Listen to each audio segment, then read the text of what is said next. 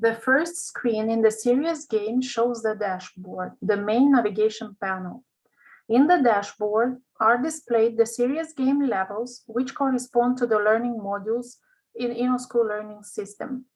The other elements visualized here are the top menu and the side menu. Top menu is always on top of the screens. It displays the following elements starting from left. Show, hide, side menu button. Indicators for gained supporters, gained hero, badges awarded, progress bar.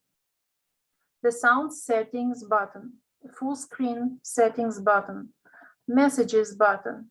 It shows notifications on evaluated open tasks, supporters gained, badges and diplomas received, and new furniture for the office.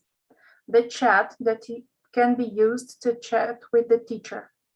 The account menu containing the items, results, statistics, account settings, and logout. The side menu could be visualized with the help of the Show Hide Side Menu button. If it is not appearing, probably the side of the window is too small. The side menu contains from top to bottom.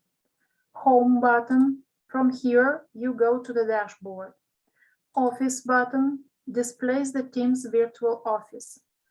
When the office is visualized, Marketplace menu could be shown on the right side of the screen. The Results button, displaying statistics about the results of the team and classes.